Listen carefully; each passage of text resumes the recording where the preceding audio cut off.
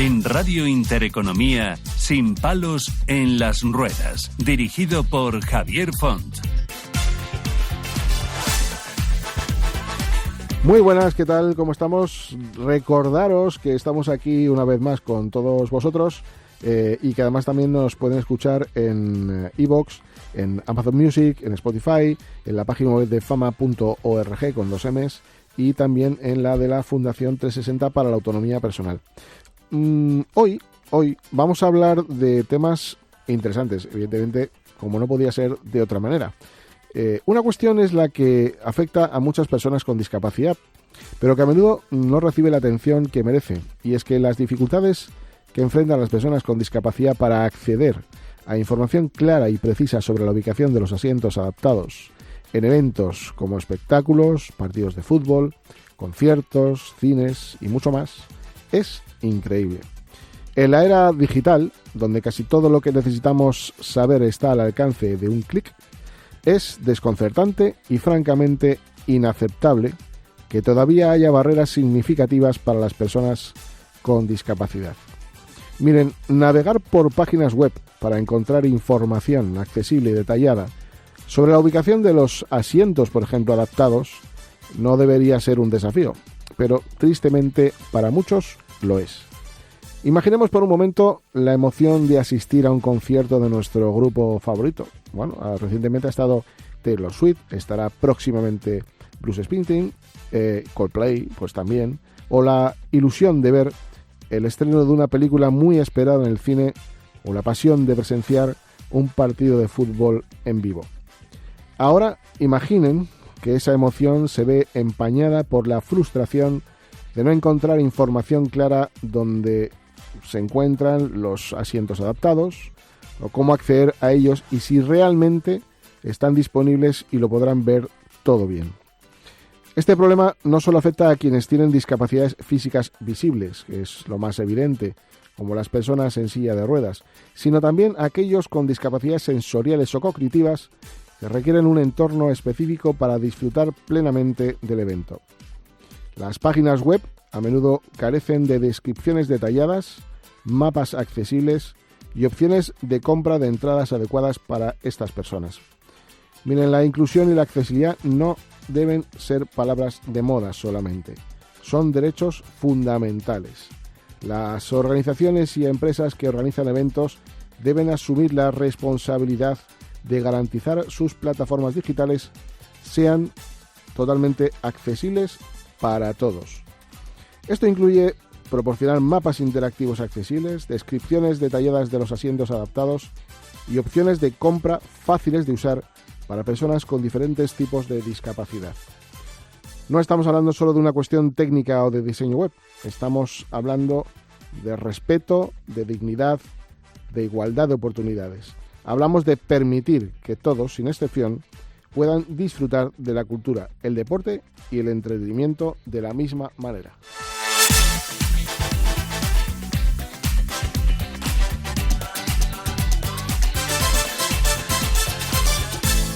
En Radio Intereconomía, Sin palos en las ruedas.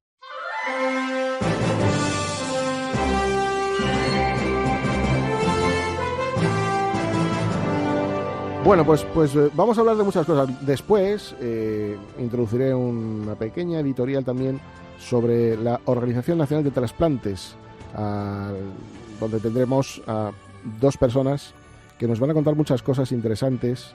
Una quien la creó y otra quien ahora continúa el legado tan importante de quien la creó, que fue Rafael Matesanz. Bueno, contaremos muchas cosas interesantes, con lo cual les animo a que continúen con nosotros. Pero ahora vamos con un tema que es el que hemos hablado anteriormente, que está relacionado con las dificultades a la hora de que una persona con discapacidad quiera ir a disfrutar de un espectáculo. Nos encontramos con páginas web donde, bueno, aparentemente incluso algunas tienen hasta el simbolito SIA, ¿no? El símbolo internacional de la accesibilidad, azulito, que todos conocemos, que también ha variado, pero bueno, eso se conoce poco. Y de alguna manera, como luego la información no está contrastada, pues casi que es mejor que no ponga nada, porque podemos fiarnos de una información que no está contrastada, insisto, y que luego puede ser esto una auténtica pesadilla. Miren, hemos analizado, y para eso saludo a Cristian Herrera. Hola, buenas tardes, Javier, ¿qué tal? El ojo que todo lo ve. Y no hablamos de un programa de televisión, sino de alguien que se analiza las cosas y ve cómo están, para que nos cuente algunas páginas web que están en esa disposición que les acabo de comentar, pero también otras circunstancias que rodean, porque no todo va a ser malo, para que algunas empresas así adopten esas medidas como buenas prácticas y lo pongan de manifiesto, porque no todo está en la página web. Después hay que tener voluntad de responsabilidad social, medios humanos que no cuestan nada, y ahora lo verán, y sobre todo pues medios facilitadores que animan a ir a estos espacios, y sobre todo pues también es un modelo de negocio donde nosotros también participamos de él. Cristian. Pues efectivamente, Javier, como bien has hecho en la introducción, la verdad es que, bueno, hay ciertas páginas web que consideran que sus páginas son 100% accesibles y que en muchos casos no lo son, porque no es solo poner el simbolito de persona con movilidad reducida o clic aquí y compra, sino que hay que dar una experiencia y el poder permitir que una persona con movilidad reducida pueda comprar la entrada como cualquier otra. Entonces, es muy importante que, bueno, pues esta semana pasada estaba haciéndome ahí una research de todas las páginas web. En PMR. Sí. Si llegas a ver mi historial de búsquedas, parece que he querido ir a Metallica, he querido ir a... No te ha costado mucho, seguro, encontrar fallos. No, eso no. Pero, bueno, mira, sinceramente, por ejemplo, estuve mirando para comprar entradas a través del Corte Inglés, ¿vale? Entonces, bueno, pues te metías en varios conciertos y tal, y efectivamente, pues sí que te podía salir la información para adquirir entradas con movilidad reducida y acompañante, ¿vale? Pero en vez de dejarte que las compres tú o dejar que tú selecciones tus entradas o ver dónde te vas a ubicar en el concierto que sea, de repente te encuentras con un cartelito en el que pone: estas entradas no se pueden comprar a partir de aquí, tiene que contactar con el promotor del evento. Ahí viene el problema. Pero te dicen, contacta con el promotor del evento. ¿Te crees que había algún teléfono o algún email? No. Absolutamente ese es el problema nada. Que yo quiero destacar, porque a veces algunas empresas, como esta que has mencionado, se dedican a vender entradas y da por hecho, si es que tiene información, que ya es el promotor que se encarga de esto. Pero alguien tan serio como esa empresa y muchas otras no puede permitir que la información que se da o sea incorrecta o llegue a confusión o nos genere un serio problema, porque es verdad que incluso hasta, yo diría, estadios de prestigio luego ceden en explotación a promotores esos espacios para la explotación del negocio. Y ahí no se les exige que cumplan con la normativa de accesibilidad, y no solamente eso, sino con una información que facilite y no dé problemas. Y lo que digo es que estas empresas no pueden mirar para otro lado, porque, entre otras cuestiones, si algún promotor quiere explotar el negocio en determinados estadios o centros en fin, de ocio, debería cumplir con la normativa. Debería ser una exigencia del propietario. Además, que es que no vale el, bueno, pues lo voy a hacer aquí y no se puede, y no, porque hay que buscar soluciones. Aquí tenemos que tener en cuenta varias opciones, ¿vale? Y es, primero, pienso dónde voy a hacer el concierto, dónde voy a hacer el evento. Vale, me voy allí y hablo con el propietario. Llegamos a un acuerdo, pero claro, el promotor del evento llega al acuerdo con el estadio o con el local o con lo que sea. Entonces, ahora ya el promotor tiene que encargarse de que ese evento sea accesible, claro, ¿vale? Tiene que salvaguardar las situaciones. Pues, por ejemplo, si no tiene posibilidad de hacerlo a través del graderío, tendrá que montar algo provisional para que puedan entrar las personas con movilidad reducida, o buscar soluciones para que puedas garantizar que todas las personas puedan acudir a este evento. Pero es que a estas dos patas se le suma una tercera, porque luego el promotor, en vez de ser el propio que vende las entradas, normalmente se facilita a un tercero que haga de intermediador, que puede ser un tercero o incluso un cuarto, porque muchas veces puedes comprarlo en diferentes empresas. Entonces, y esas empresas que hacen de intermediadores para la venta de entradas, por norma general se lavan las manos, te dicen, sí, habrá entradas, pero ni sabes dónde son, ni sabes cómo son, cómo poder adquirirlas, ni siquiera puedes ubicarte tú en el mapa, porque a lo mejor la tienes en un graderío o las tienes en pista, pero tú eso no lo conoces. Oye, y si quisiéramos irnos de vacaciones y alquilar un apartamento como hace cualquier persona,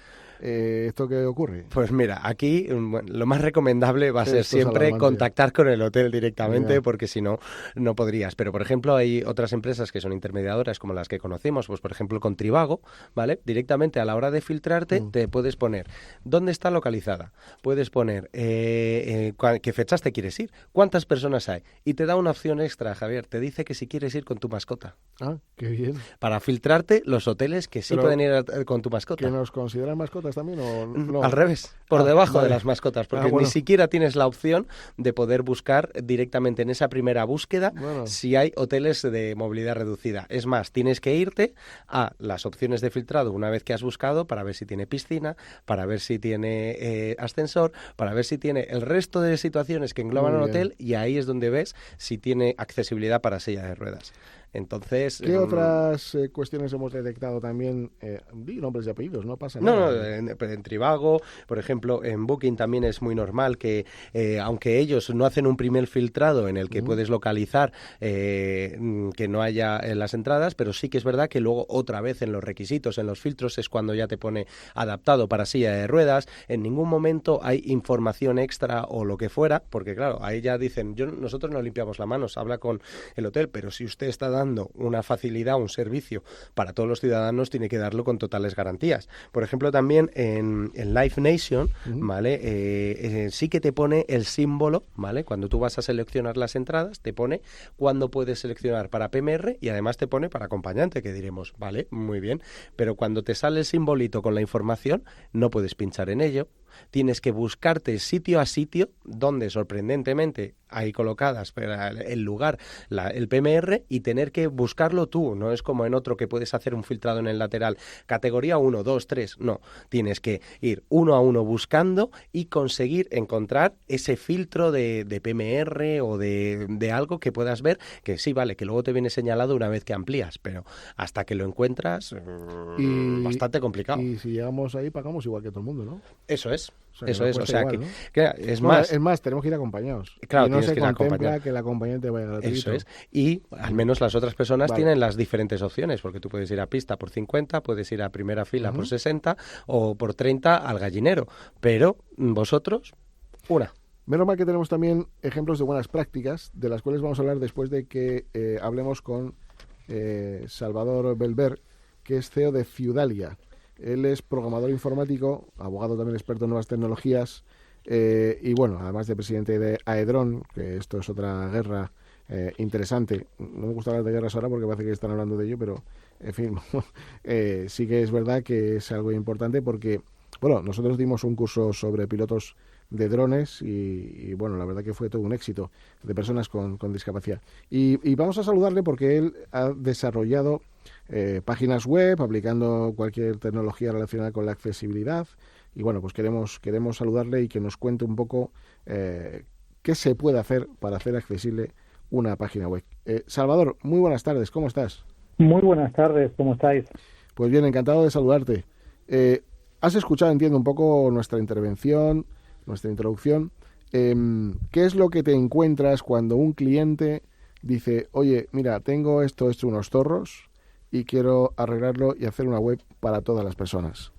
Pues mira, yo lo primero que me encuentro es una falta de empatía y de sentido común, porque realmente todo el mundo es un posible comprador. Por lo tanto, desde el punto de vista empresarial, es interesante saber que también son clientes y también, aunque requiere un pequeño esfuerzo adaptar la web, va a hacer que consigamos vender más.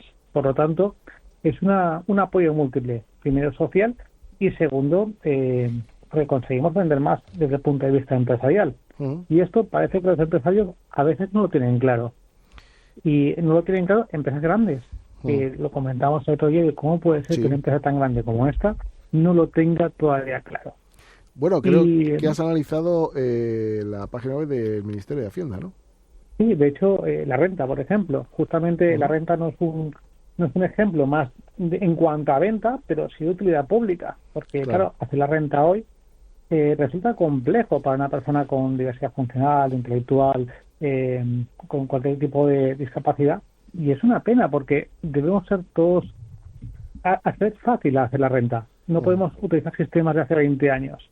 Y la programación de la página web de Hacienda queda como muy antigua por ser respetuoso, pero muy antigua, muy arcaica. Entiendo que la dificultad de hacer una página web accesible dependerá evidentemente de muchas cosas, pero ¿cómo de dificultoso es hacer una página web accesible? Lo digo porque muchas personas por esa desinformación piensan que es una inversión muy fuerte, que al final es un gasto tremendo y que bueno, que para amortizar eso, bueno, yo creo que merece la pena, ¿no? De verdad que merece la pena y además es muy fácil porque todo está documentado. Si entramos en los estándares web, en w3.org, podemos ver cómo se debe hacer una web accesible. Y es simplemente una serie de prácticas que tampoco son tan complejas, que hacen que todo el mundo pueda acceder a la web. Y son simplemente unas buenas prácticas que están muy documentadas. Antes era muy complicado, pero ahora está muy, muy, muy fácil de adaptar. Por lo tanto, simplemente seguir ese pequeño manual o esas pequeñas buenas prácticas. Y si aún así no sabemos, tenemos ChatGPT, inteligencia artificial, tenemos un montón de herramientas que le preguntamos, ¿mi web es accesible? Y te va a ayudar a hacerla accesible. Eso es lo que te quería preguntar también, porque hablamos de mucho, además de inteligencia artificial, y hay una parte yo creo que es muy importante y positiva y puede ejercer como un elemento facilitador, ¿no? La inteligencia artificial puede simplificar esto, puede abaratar costes también. Claro, lo va a hacer mucho más fácil porque nos ayuda a corregir a las personas incluso con problemas visuales, le va a ayudar muchísimo a poder identificar, pero luego tenemos un problema adicional, que es las empresas a las que no les interesa que la web sea accesible o sea fácil llegar a ciertos entornos de la web. Eso es otro cantar, porque por una parte más comercial de la web es accesible y funciona al 100%, sabemos que la empresa lo sabe hacer bien, pero nos hemos encontrado la segunda parte, que es que ciertas condiciones, darme de baja, cambiar mi contrato a menos, es muy complejo. Entonces, es muy fácil contratar, pero muy fácil de suscribirse. Claro. Entonces, claro, esto es una dificultad añadida. Aquí nos has detectado dos empresas, una que es eDreams y otra que es Meta, ¿no? Una por un lado parece ser que tiene problemas para darse de baja, que eso es algo que una empresa de este nivel no debería mantener así. Y luego por otro lado está Meta, ¿no? Que oculta cláusulas que, bueno, desprotege un poco la intimidad de los usuarios. Y cuando hablamos de personas con discapacidad, pues también eso, aunque no se refleje, pero cuando uno busca, digamos, datos de saber en qué lugar se va a ubicar porque tiene problemas de movilidad reducida, indirectamente ya estás dando una pista de que es una persona que tiene estas circunstancias. Quiero decir, Meta no es solo Meta es Facebook, es Instagram y, bueno, seguramente que alguna más por ahí, ¿no? Sí, incluso WhatsApp. Realmente, yo comenzaría a hablar de eDreams, porque eDreams es el ejemplo de, hay una parte que es fácil navegar, pero otra parte es, yo quiero darme de baja de la cuota de Prime o una cuota que tengo adicional, y es complicado llegar a darme de baja. O incluso yo, persona con cierta dificultad desde el punto de vista de acceso con silla de ruedas, cualquier tipo de requisito adicional, no es fácil saber si voy a tener un pilar delante de la obra que voy a ver. Que bueno sería tener un mapa virtual, que además es relativamente fácil y barato, para saber qué se va a ver de mi localidad. Ya. ¿Y cómo? Eso sería muy importante. ¿Cómo está aquello que hablan el derecho al olvido? Yo es que siempre estoy hablando, en este caso, de personas con discapacidad, como bien sabes, tienen una altísima protección, ¿no? Porque además también pueden tener información de datos clínicos. Quiero decir, cuando te metes en Facebook y demás, esto no te lo piden, pero como digo, puedes de alguna manera ir vinculando, y no en vano han fusionado Facebook con Instagram y con WhatsApp, evidentemente porque es digamos, un núcleo de información por el que al final te tienen controlado por todos lados y, bueno, no es casualidad que te vayan apareciendo cosas que a ti te gustan, como libros, como cines, como cosas de personas con discapacidad, como, en fin, muchas cosas, ¿no? Con lo cual, esto del derecho al olvido, ¿realmente cómo se puede llevar a la práctica? Bueno, básicamente es el control de la información. En Europa tenemos los derechos ARCO, que es acceso, rectificación, cancelación y posesión de la información, en la que podemos pedir que modifiquen, que me digan qué información tienen mía, que la cancelen, que la eliminen. Es decir, que podemos pedir todo. ¿Qué es lo que pasa con las grandes compañías? Que esto lo hacen un poquito complicado. Vamos a esconder debajo de la alfombra aquello que me interesa. Por ejemplo, ahora, para darte alta en Facebook, el proceso es muy sencillo. Facebook, WhatsApp, Instagram, el proceso es muy, muy sencillo. Pero hay un botón que dice acepta las condiciones. Y las condiciones son 153 páginas, que por supuesto nadie se va a leer. Claro. De hecho, hay un experimento científico bastante interesante, que es una compañía estadounidense, que dentro de esas cláusulas que tenía la empresa, coló una cláusula por en medio, para ver cuánta gente salía del contrato. Uh-huh.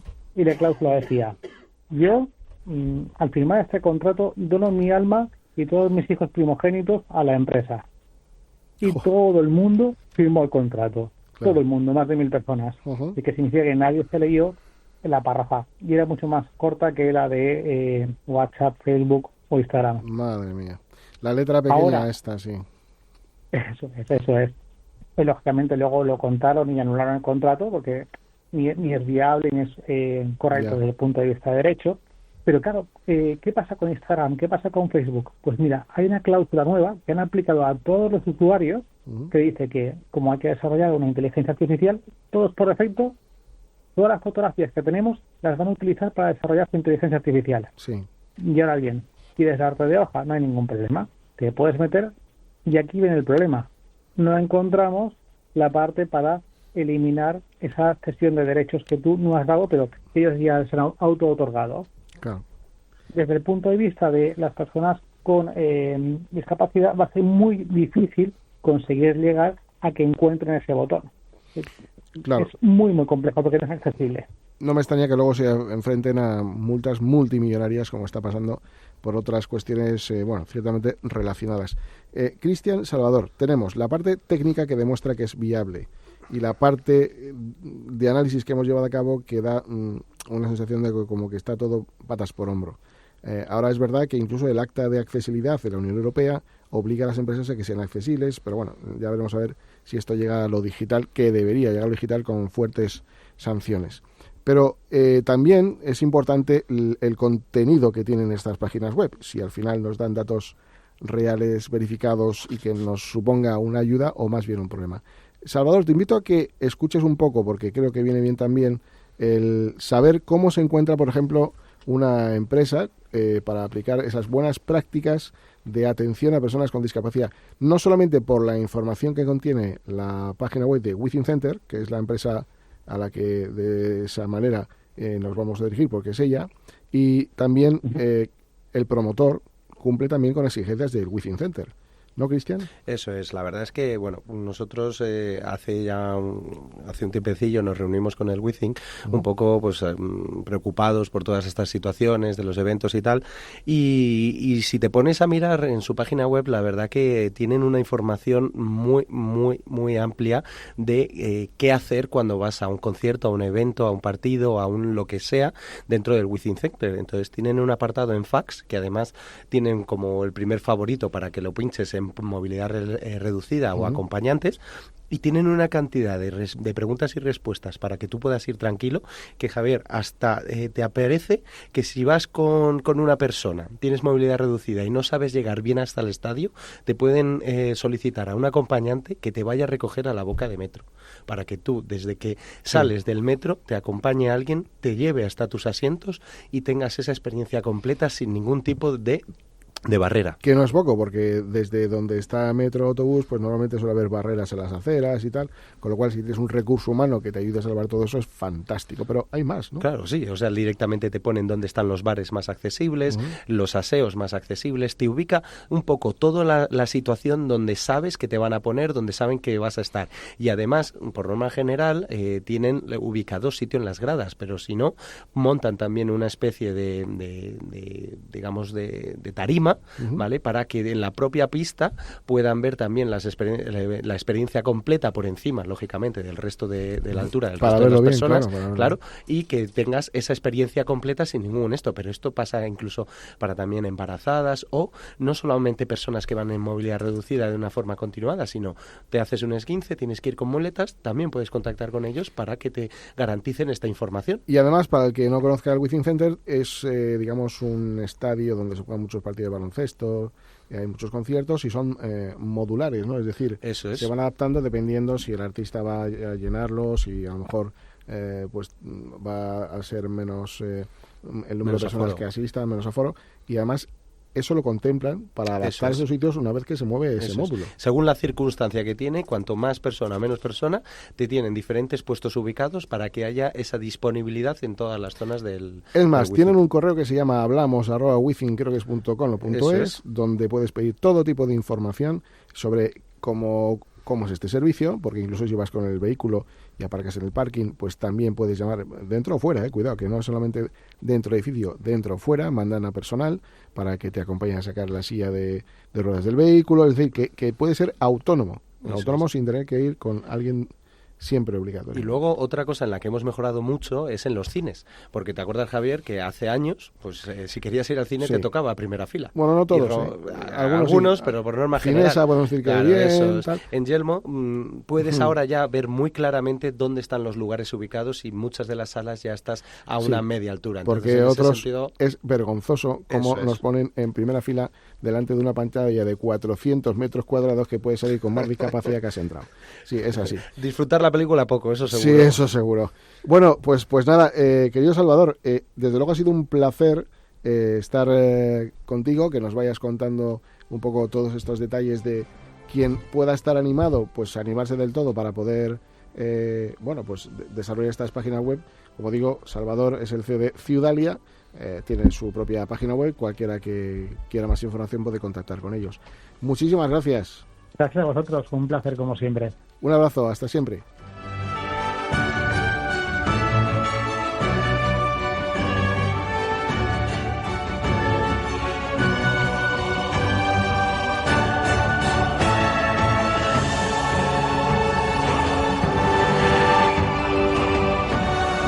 En Radio Intereconomía, Sin palos en las ruedas, dirigido por Javier Font.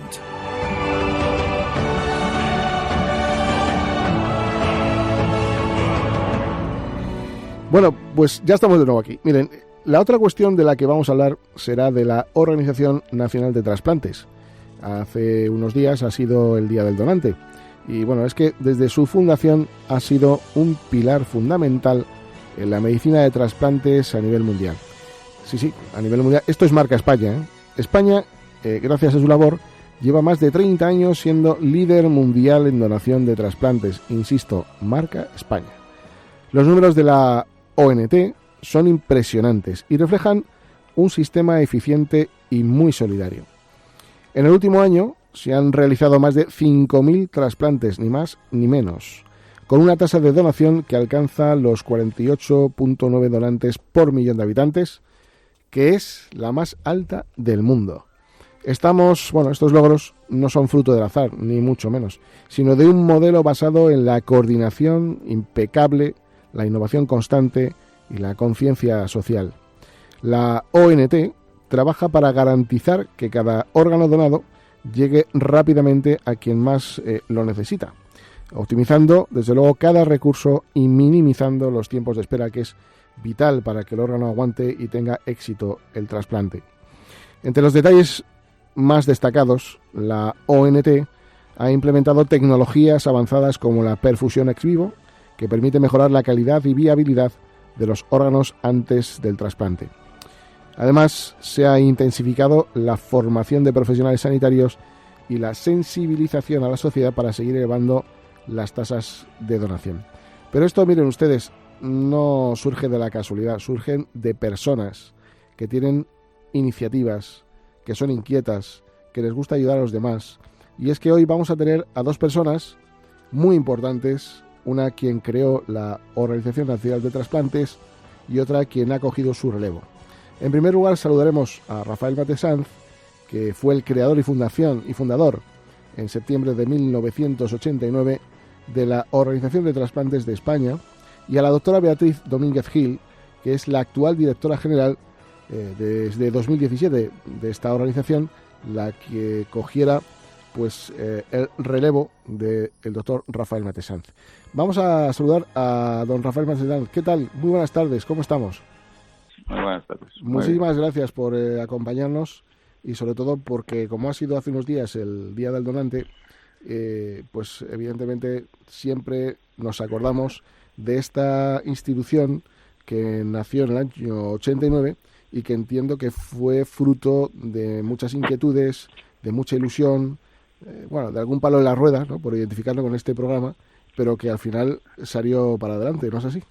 Pues sí, la verdad es que surgió de un clima social de necesidad de establecer algo que fomentase la donación de los trasplantes en España en los años 80, en una situación que no era fácil porque acabábamos de pasar una crisis importante en la donación y los trasplantes, y la verdad es que los que más padecían esa situación, los pacientes renales, pues lógicamente pues protestaban y clamaban porque se hiciera algo para fomentar aquello, porque no parecía, después de un descenso en el año 67, pues la verdad es que estábamos en un impasse, que no aumentaban las donaciones.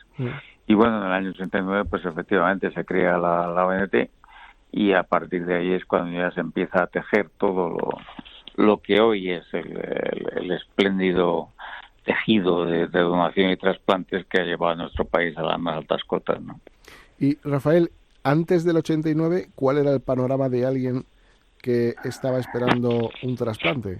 Bueno, los trasplantes en España existían desde mediados de los 60, ¿no? Lo que pasa es que entonces eran prácticamente de riñón al principio, no había otro órgano que se trasplantara, y los hospitales se habían organizado pues cada uno por su lado, y no había ninguna entidad que realmente los coordinara, ¿no? Entonces, había una desigualdad enorme, porque había pacientes que estaban inscritos en algunos hospitales que hacían un número de trasplantes razonables, y sin embargo otros en grandes partes de España pues que prácticamente no tenían ningún acceso al trasplante, ¿no? Vivían una espera eterna que no tenían realmente acceso. Y además, a mediados de los 80 empezaron los otros grandes trasplantes, hígado, corazón, y no había una estructura que realmente coordinara aquello, ni que, por ejemplo, facilitara a los equipos todos los desplazamientos por avión o por carretera. La verdad es que era una situación bastante caótica de unos profesionales que la verdad es que eran muy buenos, que se habían formado en otros países, y teníamos unos equipos de trasplante francamente buenos. Lo que pasa es que con la ausencia de ningún tipo de organización. Claro. Y de hecho, pues cuando se crea la ONT y se empieza a organizar todo aquello, pues aquello empieza a crecer de una forma espectacular, porque la materia prima existía. Lo que no existía pues era algo que los organizara, que impulsara a todos para poder crear esta organización que hoy es una espléndida realidad, ¿no? Claro, entiendo que en aquella ocasión pues también se encontrarían con las dificultades, a veces, o a lo mejor no, por eso le pregunto, de la coordinación con distintas comunidades autónomas. Yo creo que por entonces, no sé si estaban ya todas constituidas, creo que sí, pero me refiero por aquello de que fueran algunas de distinta ideología política y que de alguna manera esto se pudiera dificultar, o al final dijeron, mira, eso es un tema importante, que es un aspecto sanitario, y se coordina a nivel ministerial, y se acabó y salió todo bien tranquilamente, ¿no? No, la situación no fue nada fácil. Ya el rompecabezas de las comunidades que ahora padecemos, claro, ya existía entonces, ¿no? Y bueno, pues había algunas que querían ser coordinadas y otras que en absoluto, ¿no? Claro. Entonces, sí, nos encontramos, ese problema existía ya, y lo que pasa es que yo siempre he dicho que lo que más ayuda a triunfar es el éxito, ¿no?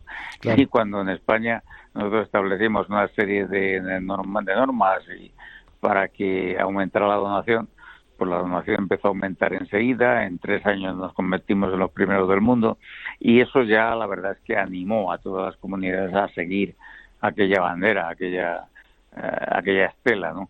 Pero los primeros momentos fueron muy, muy difíciles, ¿no? Eso no cabe la menor duda. No es que haya unas grandes diferencias, entonces aquello fuera muy fácil y ahora no. Hemos cambiado poco. Ya entonces pues realmente duro. Claro. Sí, no, yo diría que no hemos cambiado nada. Por entonces, doctor, entiendo que contaría con una logística pues muy distinta a la que tendría o conseguiría en los momentos en los que dejó por jubilación ya esta organización. ¿Con qué logística empezaron y cuánto tiempo tardaban en hacer un trasplante desde que era extraído del donante hasta su, implantación? en un primer momento, y después, a la hora de dejar usted este cargo, ¿cómo ha evolucionado todo esto? Era todo mucho más primitivo. Pues por poner un ejemplo muy gráfico, no existían los móviles. Con lo cual, pues los cirujanos, por ejemplo, iban por el mundo con unos buscapersonas y tenían que buscar un teléfono de aquellos de moneditas para llamar y todo esto. O sea, aquello era pues todo mucho más rudimentario. Pero bueno, realmente los rudimentos ahí estaban. Y España siempre ha contado, pues por ejemplo, con un sistema de ayuda de las comunidades autónomas, de ambulancias, y que la verdad es que era bastante bueno entonces, sobre todo en algunas comunidades que ya estaban transferidas. Yo recuerdo pues los vascos, los navarros, tenían sistemas francamente buenos, y de ellos fuimos tomando ejemplo para implementarlo en el resto de las comunidades. Todavía, pues por ejemplo, los vuelos eran muy rudimentarios y había muy pocos aviones para transportar a los equipos, pero bueno, todo aquello se fue haciendo, se fue planificando y se fue sacando poco a poco, y en pocos años la verdad es que se estableció un sistema que dista muy poco del actual. Ahora es todo más ágil, ¿no? Pero realmente el esquema fundamental sobre el que circulaba todas las donaciones de órganos entonces, pues sigue siendo el mismo ahora. Se dividió España en una serie de regiones con el fin de que los equipos pues no tuvieran que desplazarse todos los días de La Coruña a Cádiz y de Cádiz a Barcelona, sino que realmente se priorizaran las donaciones locales y regionales. Y en fin, se racionalizó todo aquello, y en muy pocos años se estableció un sistema que dio muy buenos resultados y que fue muy eficiente durante muchos años. Claro, entiendo que también las donaciones de por entonces eran más o circularían de manera más urgente si, por ejemplo, el donante estaba en una misma comunidad y automáticamente había alguien que lo podía recibir, ¿no? Me refiero para evitar también esos desplazamientos que a veces pueden deteriorar el órgano, ¿no? Sí, aquellos se establecieron las prioridades. Hay que tener en cuenta una cosa, y es que el número de donaciones actual es 4 veces superior al que teníamos entonces. Claro. Esto da una idea de las posibilidades que tenía un enfermo que estaba en urgencia de conseguir un órgano, las que tenía a principios de los 90 y las que tiene ahora, ¿no? Uh-huh. Ahora todo se ha facilitado. Pero sí, el hecho de que se organizara aquello, pues tendió a priorizar primero las urgencias nacionales. Las urgencias nacionales, era prioridad nacional, estuviese donde estuviese el órgano y estuviese donde estuviese el receptor, pero luego se dio una prioridad a todas las regionales, las que había pues en Cataluña o en Madrid o en Galicia, con el fin de que se abasteciesen de órganos locales y los equipos no se tuviesen que desplazar a miles de kilómetros todos los días, pues porque aquello aumentaba los tiempos, aumentaba los costos y desde luego aumentaba los riesgos de los equipos de trasplante, ¿no? O sea que todo aquello se racionalizó en muy poco tiempo, sí. Bueno, la verdad que nadie puede negar que una persona que ha estado en ese cargo 28 años es porque se ha hecho un buen trabajo, porque permítame que me dirija un poco a la política, según está el patio, pues al final no es tanto la valía, sino a quien le guste uno más o menos en alguna ocasión, y por tanto hemos tenido la suerte de tener a Rafael Mate Sanz y también a Beatriz Domínguez, que si me permite, doctor, puede intervenir cuando usted guste también. La quiero saludar porque ella es nefróloga y doctora en medicina interna por la Universidad de la Universidad Complutense de Madrid, y bueno, pues ahora es la directora general de esta organización. Muy buenas tardes. Hola, muy buenas tardes. Muchísimas gracias por estar aquí con nosotros y compartiendo este espacio pues con Rafael Mate Sanz, y con una situación que la verdad que es digno de mención, porque esto, como decía antes, sí que es verdadera marca España, ¿no? Yo creo que le quería preguntar, el listón se quedó alto, pero hemos innovado. ¿Hemos evolucionado para llegar a alcanzar estos 5.000 trasplantes a día de hoy, al año? Bueno, lo primero que quiero hacer es saludar al doctor Mate Sanz, a Rafael Mate Sanz, y bueno, es un placer compartir este espacio con él. El listón se quedó efectivamente muy alto, porque mejorar es complicado, pero mantener un nivel de excelencia también lo es. Y yo diría que sí, se ha innovado, pero es que la filosofía de la organización y de todo el sistema de trasplantes durante todos estos años, desde el año 89, básicamente se ha fundamentado en la innovación continua. Es que a lo largo de las décadas hemos tenido que lidiar pues con cambios progresivos. Por ejemplo, pues con una reducción de la mortalidad por tráfico, afortunadamente, por cambios legislativos, por cambios en el perfil de nuestros donantes, y esto ha hecho que el sistema continuamente haya tenido que buscar formas de mantener, incluso continuar aumentando esos niveles de donación, que por cierto el año pasado alcanzaron prácticamente los 6.000 trasplantes, o sea, nos acercamos más a los 6.000 que a los 5.000. Es decir, ha sido un crecimiento exponencial, pero la innovación es que ha sido un elemento básico del sistema desde sus inicios y, por supuesto, continuado en los últimos años. Claro, nosotros creemos que el modelo de la ONT es un modelo totalmente replicable a otros países, y entiendo que puede ser un espejo donde muchos se pueden ver quizás o quieren imitar, ¿no? En este sentido, la ONT, ¿cómo ha colaborado con otras organizaciones internacionales pues para mejorar la donación de órganos a nivel mundial, más allá de las políticas internas de cada país? Porque entiendo que América del Norte, América del Sur, Europa tienen distintas legislaciones, ¿no? ¿Y qué países han adoptado este modelo español? ¿Con qué resultados, si es que los hay? La verdad es que llevamos muchos años colaborando con otros países de forma muy resumida a través de dos mecanismos diferentes. Por una parte, con acuerdos bilaterales que de manera más o menos oficial se establecen con países a título individual, y por otra parte en foros multilaterales. En este sentido, la ONT es centro colaborador de la Organización Mundial de la Salud. Tanto el doctor Mate Sanz como yo misma hemos presidido durante varios años la Comisión de Trasplantes del Consejo de Europa. Yo la presido en el momento actual. En la Unión Europea hemos presidido en su día el desarrollo de la Directiva Europea de Órganos y este año el Reglamento de Sustancias de Origen Humano. Hemos colaborado con América Latina desde antes, desde principios de siglo, a través de la Red Consejo Iberoamericana de Donación y Trasplante, que también preside España, y a través de todos estos foros tratamos evidentemente de recomendar a otros países cómo organizar sus sistemas. Y hay aspectos del modelo español que son perfectamente aplicables a otros países y otros no. Evidentemente, cuando trabajamos con países que tienen un sistema sanitario muy diferente al nuestro, quizá pues con una mayor presencia del sector privado, con trasplantes efectuados en el sector privado, con un acceso de la población al sistema sanitario que no es universal, como en el caso de España, o con una disponibilidad de médicos y de enfermeras muy diferente al español, pues hay aspectos que son difíciles de implementar, pero hay algunos que sí que son directamente implementables. Uh-huh. Hay países europeos, el típico al que siempre nos referimos es Croacia, pero también podríamos hablar de Portugal, de Bélgica, incluso de países como Reino Unido, que han incorporado algunos elementos del modelo español, aumentando extraordinariamente sus tasas. Y países tan diferentes al nuestro como Estados Unidos, Australia, Canadá, han incorporado también la figura del intensivista en el proceso, que es un elemento clave del modelo español con éxito. Sí. Y América Latina pues ha aumentado en más de un 100% su actividad desde que empezamos a colaborar con ellos, imitando muchos elementos del modelo español. Por lo tanto, colaboramos y el éxito español se ha replicado en muchos países del mundo. El propio doctor Mate Sanz siempre dice que hemos salvado más vidas fuera que dentro de nuestras fronteras gracias a nuestro modelo. Qué bien.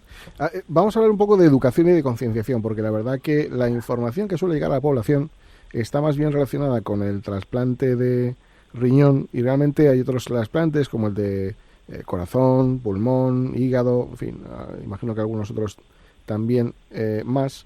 Y en este sentido, ¿qué estrategias de comunicación y educación digamos que pueden ser o han sido más efectivas para fomentar la donación de órganos en España, y cómo se puede involucrar más a la sociedad para que se den cuenta que al final, están con su fallecimiento trasladando vida posteriormente, ¿no? Nuestra principal estrategia desde el principio ha sido la colaboración con los medios de comunicación. Son ustedes los que se han convertido en verdaderos altavoces de este programa y en fomentar la importancia de la donación y el trasplante. De hecho, básicamente la política de comunicación de la organización se sustenta en la alianza y en el trabajo continuado con los medios de comunicación, a lo que en los últimos años tratamos de incorporar las redes sociales, pero básicamente nuestra disponibilidad continua a los medios, nuestra atención continua a los medios, y el trabajo con ustedes es lo que nos permite llegar a la sociedad. No invertimos en grandes campañas publicitarias, sabemos que su efectividad es muy reducida y además son extraordinariamente costosas. Y además se realizan algunas intervenciones además a nivel de las comunidades autónomas para llegar a la población en educación secundaria, en las universidades, pero si nosotros tuviéramos que elegir una única medida que caracteriza nuestra manera de llegar a la población es esa, es el trabajo continuado con los medios de comunicación. Ya para ir terminando, me gustaría hacer una pregunta a los dos. Al doctor Rafael Matesanz, preguntaría que, mirando un poco hacia atrás, qué cuestiones se le quedaron pendiente de realizar, y mirando hacia el futuro ya, a usted, doctora Beatriz Domínguez, ¿qué queda pendiente de hacer o cuál va a ser el siguiente paso que va a facilitar que haya más donaciones o que la calidad de estas donaciones sea mejor? Porque entiendo que también en el ámbito de la medicina se tiene que hacer y se está haciendo un excelente trabajo para evitar rechazos y demás. ¿Qué es lo que diríamos a este respecto, doctor? Bueno, por mi parte diría que señalaría dos aspectos que afortunadamente los está afrontando la doctora Domínguez Gil ahora y la ONT, y además con mucho éxito. Por una parte, la donación de vivo era una de las grandes asignaturas pendientes que tenía España, porque siempre habíamos apostado mucho por la donación de persona fallecida, y probablemente por esa abundancia de este tipo de donantes, pues el vivo se había desarrollado poco, pero ahora realmente se está apostando también, no en vez de, sino además de, por la donación de vivo, y está funcionando muy bien a todos los niveles. Y luego, por otra parte, la donación de médula. Es algo que nosotros, la ONT afrontó la donación de médula bastantes años después de la donación de órganos, y costó porque prácticamente hay muy pocos países en que la donación de médula y la donación de órganos vayan de la mano y vayan en una misma organización. En España lo afrontamos así, pero los comienzos fueron difíciles porque es que no tiene nada que ver, son una filosofía completamente distintas. Bueno, aquello se abordó, se dieron pasos muy complicados, y en estos momentos yo creo que eso se ha afrontado perfectamente por la ONT y se está llevando por un camino de éxito. O sea que son todas grandes asignaturas pendientes y que afortunadamente se están cumpliendo muy bien por el actual equipo de la ONT. Y usted, doctora, ¿qué me puede decir al respecto del futuro? O el futuro inmediato, vaya. El futuro inmediato, desde luego, sigue pasando, porque esto siempre es nuestra realidad, por adaptarnos a un potencial donante fallecido, en este caso, que es complicado, que va aumentando en complejidad, y que nos obliga a la utilización de nuevas técnicas de preservación y a la consideración de donantes o de nuevos tipos de donantes que no considerábamos en el pasado. Es decir, el aumento en la disponibilidad de órganos nos exige seguir innovando en este sentido, porque la lista de espera está ahí, va a continuar estando ahí y previsiblemente sigue aumentando en los próximos años. Y por otro lado, yo diría que ahora también entramos en una época de grandes innovaciones.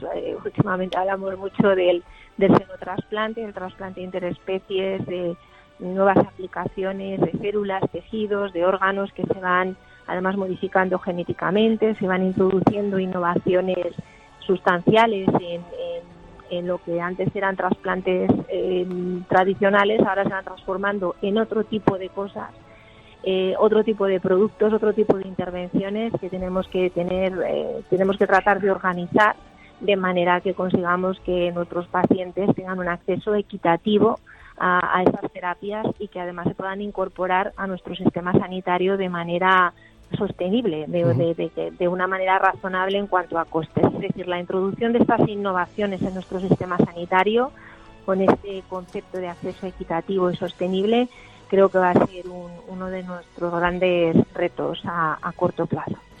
Pues me quedo con que no hay mejor publicidad que la que contar un excelente trabajo que ha hecho, que está haciendo y que seguro seguirá haciendo esta Organización Nacional de Trasplantes. Gracias, doctor Rafael Matesanz, por lo mucho que ha hecho, el legado que ha dejado, y gracias, doctora Beatriz Domínguez, por lo que hace y por lo que le queda por hacer. De verdad, de todo corazón, en nombre de todos los ciudadanos, muchísimas gracias. Muchas gracias. Hasta siempre, un abrazo fuerte. Hasta luego, adiós.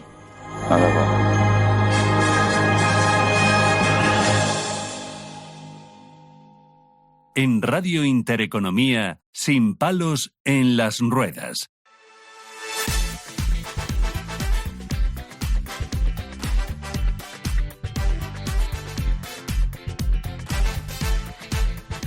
Bueno, pues volvemos además con consejos maravillosos, estupendos para la salud de todos ustedes.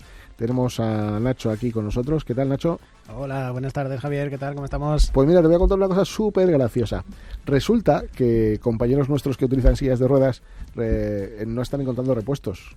Y eso significa que sillas de ruedas que a lo mejor tienen 4 años de vida o 5, pues resulte que pues si no hay un repuesto la tienen que tirar. Esto va un poco en disonancia con el ahorro que quiere aplicar el Ministerio. Mira, verás, mandé una carta a la Dirección General de Sociosanitaria de la Comunidad de Madrid, donde le pedía, pues simplemente que nos dijeran, oiga, díganos por favor el periodo mínimo durante el cual los fabricantes y distribuidores están obligados a garantizar la disponibilidad de repuestos para sillas de ruedas, las normativas que hay y leyes que regulan esta obligación, y si hay directrices adicionales que puedan ser aplicables en cuanto a la vida útil. Bueno, ¿te suena esto de que preguntas la hora y te dicen que hace buen tiempo? La contestación fue: como norma general, los fabricantes recomiendan realizar una revisión mensual de la presión y el estado de las cubiertas y cámaras de las ruedas, frenos, respaldo y partes móviles. Como revisión trimestral es aconsejable echar un vistazo a ejes de liberación, sistemas antivuelcos, si no llevara. Ruedas también exige una revisión anual por parte del proveedor autorizado. Bueno, esta fue una parte y luego me remite a la Agencia Española del Medicamento. Bueno, la contestación nuestra fue muy diplomática también, pero le dijimos que nos parece una auténtica vergüenza que alguien que cobra un dinero importante, de hecho, ni tan siquiera la Dirección General nos contestó, fue la secretaria de la Dirección General.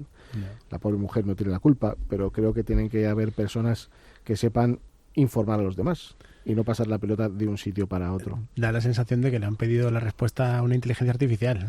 Sí. Y la han copiado. No te extrañes. Es de vergüenza. Bueno, a margen de esto que queríamos decirlo, porque es lo que demandamos es que haya profesionales formados y que no tomen a los ciudadanos, perdóname, por tontos, ¿no? Que es algo de verdad que enfada, vamos. Por lo que yo sé de este tema, normalmente las empresas cuando dejan de fabricar un producto tienen una serie de años, claro, en los cuales tienen que garantizar esto. A veces lo que pasa es que la información quizá no se traslada bien y a lo mejor a nivel, digamos, de la ortopedia o a nivel calle, a lo mejor un producto se ha dejado de fabricar hace 2 años, la ortopedia sigue teniendo stock porque compró en su momento pues un volumen porque le ha ido saliendo, pero claro, esto a nivel del usuario final no lo tiene por qué saber. Entonces, obviamente las ortopedas tienen que informar bien a los usuarios y normalmente yo sé que en la industria, si no cumples con esto, te meten un buen palo. Con lo cual, sospecho que la falta de material pues, va por otro lado. Por lo visto, antes estaba en 10 años y ahora está en 5. Es verdad que la normativa parece ser que abarca todo tipo de productos sanitarios. Sí. Y evidentemente yo entiendo que hay una buena fe en cuanto a que se reduzca el tiempo para, digamos, producir revisión a productos, por ejemplo, hospitalarios, los Da Vincis, el escáner, tal, eso bien, pero hagamos algo a la medida de cada circunstancia, porque si lo que queremos es ahorrar en sillas de ruedas, que al final nadie se le olvide que una persona que le va bien la silla de ruedas no cambia en muchos años porque adaptarse a ella es increíble, pues no hagamos las cosas al revés, de verdad, bueno. En fin, vamos a lo nuestro, Nacho, que si no... Pues mira, pues esta semana os vengo a hablar de una cosa un poquito diferente que está relacionado con el mundo de la tecnología, con el cómo acceden los usuarios muchas veces a dispositivos como pueden ser teléfonos, móviles, tablets, cuando no tienen la capacidad manual, por ejemplo, para hacerlo, porque habitualmente todos pues movemos nuestros ratones de casa o tenemos nuestro teléfono móvil que manejamos con nuestras manos. Entonces, yo trabajo muchas veces con usuarios que han perdido esa capacidad y entonces para ellos el poder seguir utilizando este tipo de dispositivos es una alternativa maravillosa para poder ser vinculados a sus amigos, a sus redes sociales, a poder realizar incluso actividades que tienen dentro de casa de autocuidado, ¿no? O por lo menos de manejo de su día a día.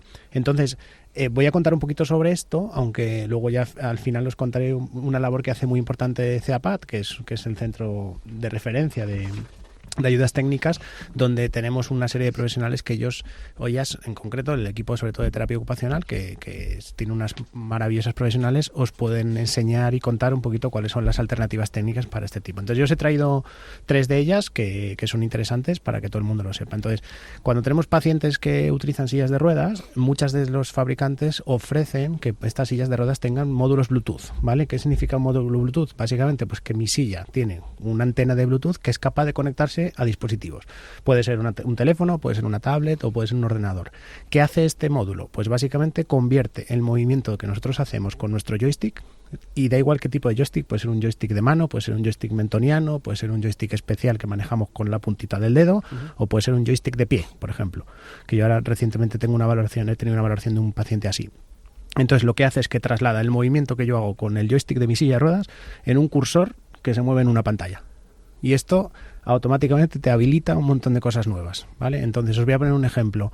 Paciente que quizá maneja la silla con su mando mentoniano, entonces es la cabeza la que hace el movimiento del joystick, se conecta desde el joystick a su teléfono móvil para, por ejemplo, poder hacer llamadas, contestar a WhatsApp, tocar las aplicaciones como Spotify, como YouTube. Él mismo desde la silla de ruedas, con el propio movimiento que hace con el joystick habitual, accede a todo exactamente igual que lo que haríamos cualquiera de nosotros con la mano, ¿vale? Entonces esto es súper útil cuando tenemos pacientes que, por ejemplo, quieren ganar autonomía, porque yo, por ejemplo, en mi casa me puedo instalar una caldera, por ejemplo, que esté conectada a través de la señal wifi de mi teléfono, y yo puedo automáticamente desde la silla de ruedas tocar la aplicación que tengo en el teléfono y decirle a mi caldera, oye, ponme más calorcito que estoy pasando frío, o ponme más fresquito que estoy pasando calor. Entonces, esto es una sola de las aplicaciones, hay un montón, hay gente que tiene domotizada la casa, por ejemplo, las luces, ya sé que ahora mismo también hay dispositivos de voz que son muy interesantes también para este tipo de necesidades, como Alexa o como el dispositivo de Google, que nos puede servir, pero está bien saber que dentro de una silla de ruedas podemos tener este tipo de alternativas, ¿vale?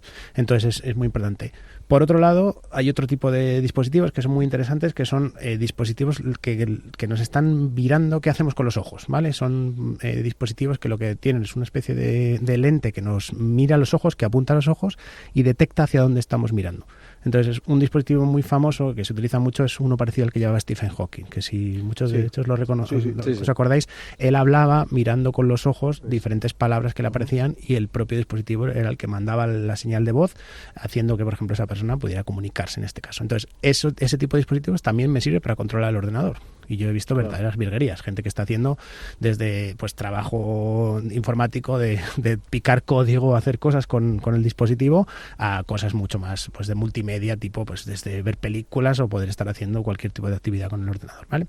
Y luego finalmente, en un nivel tecnológico un poquito más bajo, están todo lo que son los ratones adaptados, que podemos utilizar cuando tenemos un movimiento diferente, podemos colocar un tipo de ratón. Entonces, de estos hay infinidad de modelos, incluso podemos encontrar en internet planos para podernos hacer las propias impresiones 3D, pero sí que recomiendo que visiten CEAPAT, que es un centro de referencia muy Centro interesante. Centro para la autonomía personal y ayudas técnicas. Eso es, y allí tienen un equipo de terapia ocupacional y tienen un buen set de dispositivos y os pueden poner a las últimas, porque todos los fabricantes todos los años pasan por allí y les dan las nuevas novedades, y es un muy buen sitio para... Nacho, lo siento, nos echan. No me queda otra que decir. Me he enrollado. Que vengas pronto, que siempre se hace corto todo lo que nos cuentas, así que gracias. Y muchas a quienes nos escucháis, que paséis un buen día y una excelente semana. Hasta dentro de poquito, hasta luego.